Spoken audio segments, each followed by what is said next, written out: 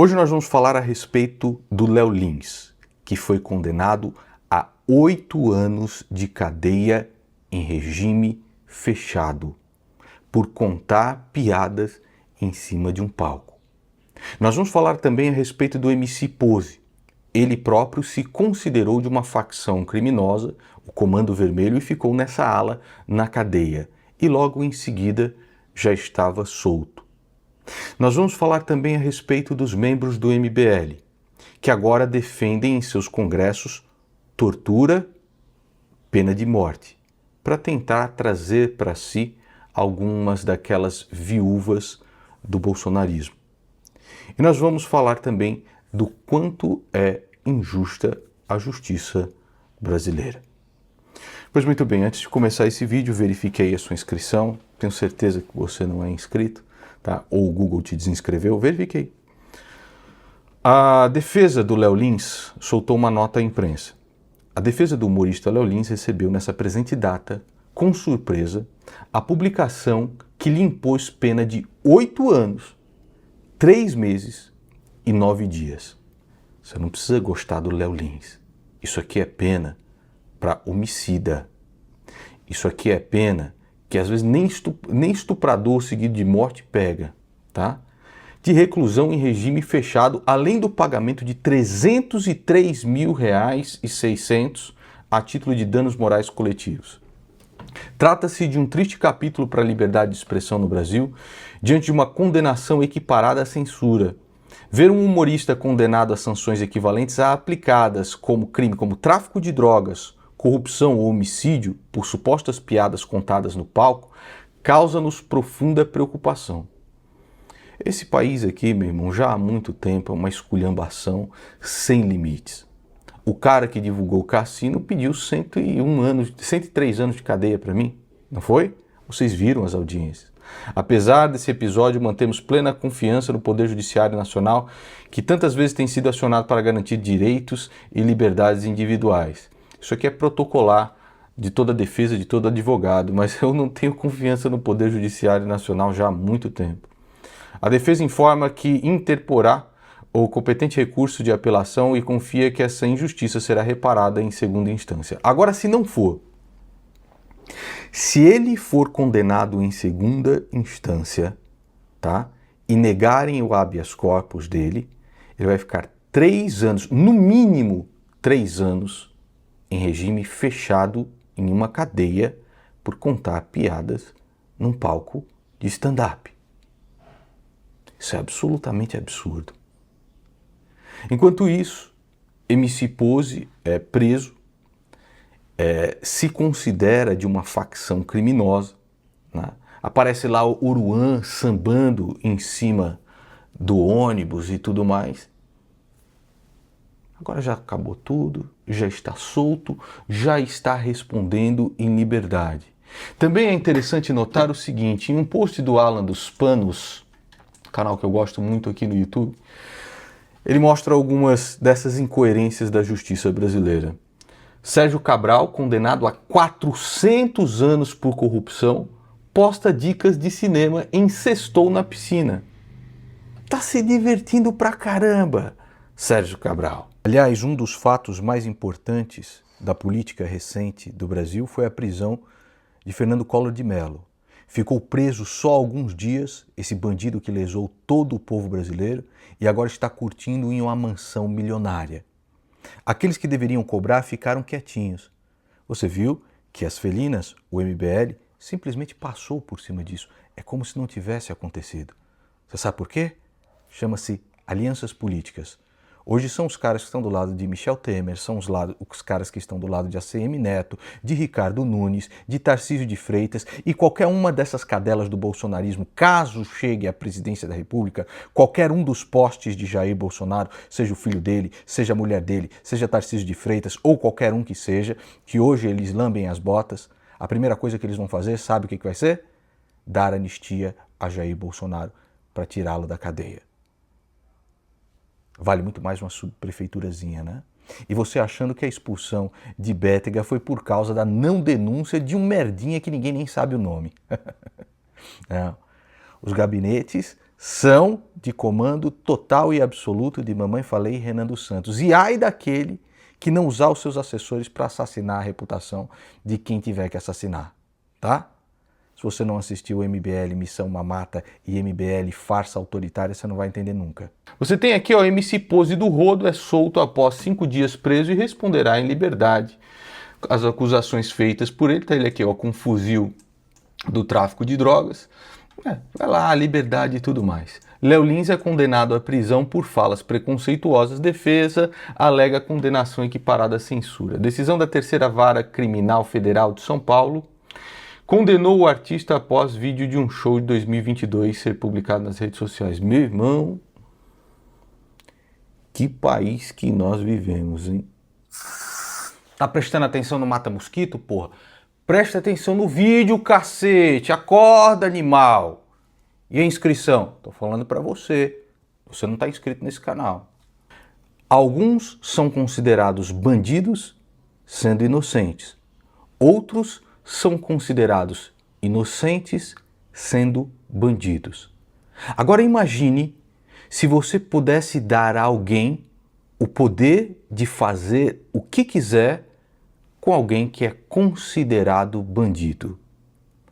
O Gandalf nos ensina uma preciosa lição que baliza não só o pensamento conservador, mas o pensamento cristão também. Muitos que vivem merecem a morte, e alguns que morrem merecem viver. Você pode dar-lhes a vida? Então não seja tão ávido para julgar e condenar alguém à morte, pois mesmo os muito sábios não conseguem ver os dois lados. Há pouco tempo atrás, Mamãe Falei estava tratando um carregador de batatas de feira menor de idade como um criminoso e dando a entender à sua própria audiência que ele merecia não outra coisa senão a própria morte. Merecia morrer, porque falou meio enrolado, porque tinha aqueles trejeitos culturais das classes menos favorecidas do Brasil e que são inoculadas por funk e bestialidade 24 horas por dia. Mamãe Falei insinuou para a sua audiência que ele merecia não outra coisa senão a morte. Agora nós vamos ver como o discurso do MBL tem se modificado para encantar viúvas do bolsonarismo e defendem agora a institucionalização da tortura e também a morte. Vamos ver. Eu acho que é o seguinte, brother, antes inclusive da gente falar de prisão, que eu acho que sim, a gente tem que construir uma prisão estilo Secote mesmo, igualzinho lá. Cara, iluminação 24 horas por dia, cama de concreto, e é isso aí, o negócio tem que ser humilhante, o negócio tem que ser degradante.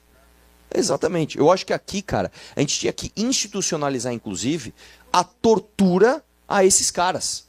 Se o micro-ondas funciona pra vítima, que não pagou lá, o traficante, ou sei lá o quê, por que não funciona pro criminoso organizado?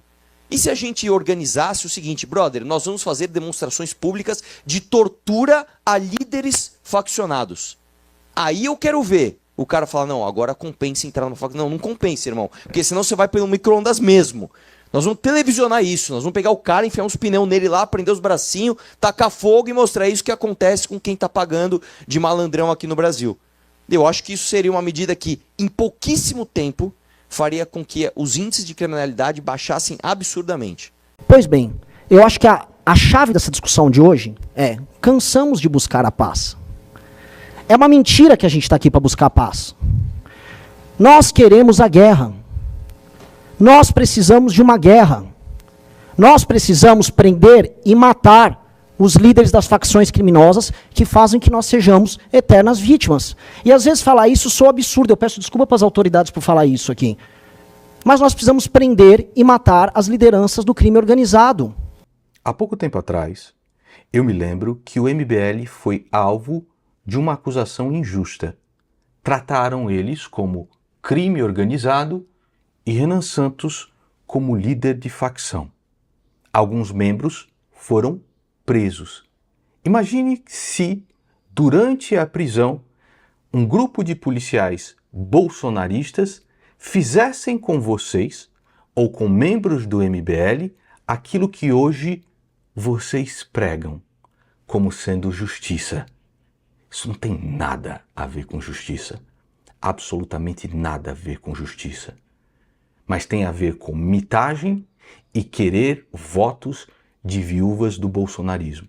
Se a gente não discutir a sério pena de morte e prisão perpétua, que são duas coisas que hoje, por cláusula pétrea, a nossa Constituição proíbe, a gente vai continuar no estado de guerra civil que a gente vive hoje. Mas vamos ver aqui o Mamãe Falei insinuando que um carregador de batatas, né, trabalhador, deveria morrer, porque ele fez um julgamento assodado a respeito do seu sotaque e da sua preferência musical, por ser muito ignorante. Vamos lá. Nossa, mano, da prisão do pose do outro. Porra, não é segredo, né, pai? É que eles ficam pose do outro. Eu sei que, porra, que pau, o cara é nosso chefe, não tem segredo, né, irmão? É o pose do outro. Pausa aqui, ó. Com certeza, como eu sempre falo, um futuro neurocirurgião, né? Você tá vendo aí um pianista clássico, você tá vendo um violinista lírico, você está vendo aí uma pessoa de altíssima capacidade cognitiva que, quando perguntado sobre um membro de um crime, de uma facção de crime organizado, não é segredo ainda, nosso chefe, não é segredo ainda. Fala pra mim assim, vamos falar uma verdadezinha aqui.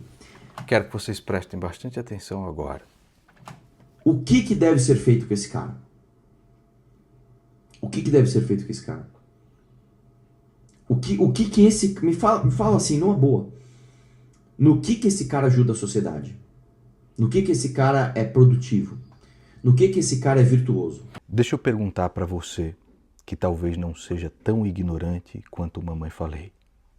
Você sabe quem são as pessoas na história que tiveram exatamente o mesmo discurso que o Mamãe Falei tem agora?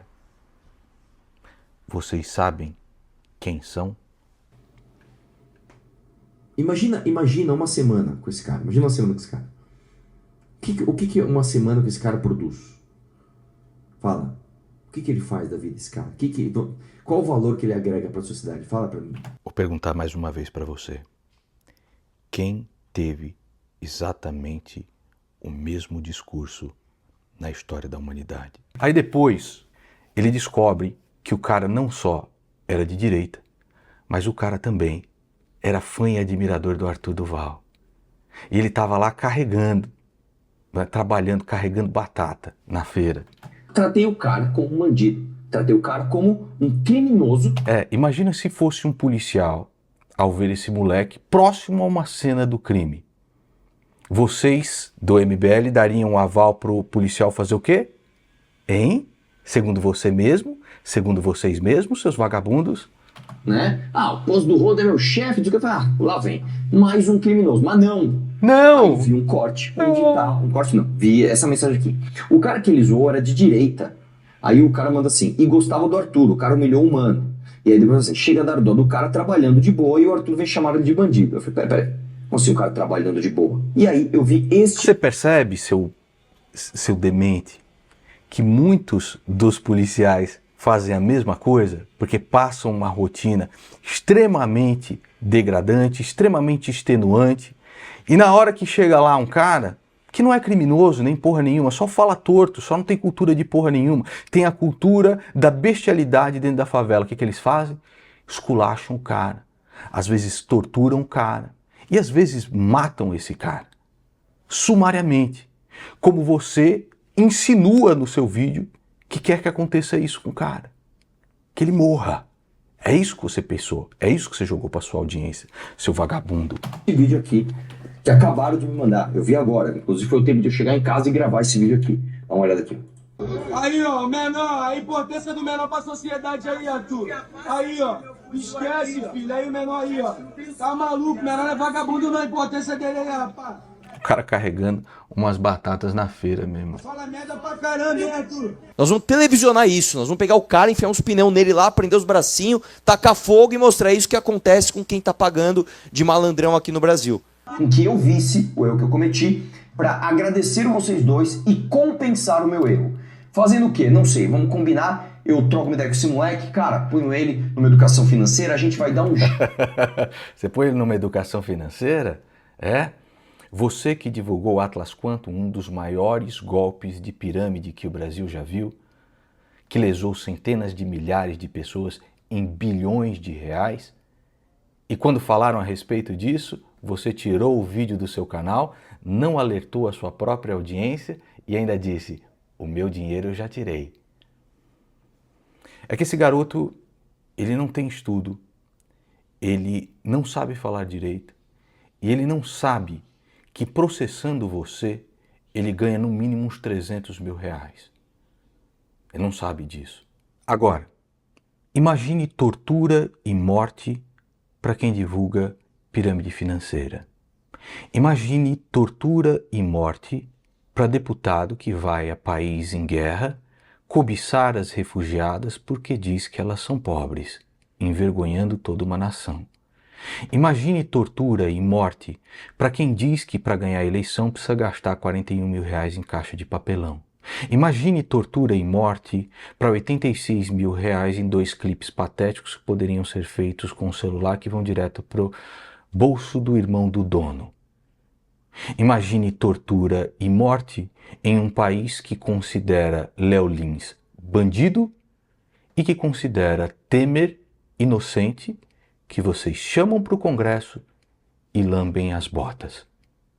Só imagina aí. E este pedaço de merda aqui queria ser só presidente do país. Se esse vídeo fez sentido para você, verifique a sua inscrição no canal, a sua qualificação do vídeo, porque nós somos, de fato, os últimos conservadores de verdade que restaram na internet.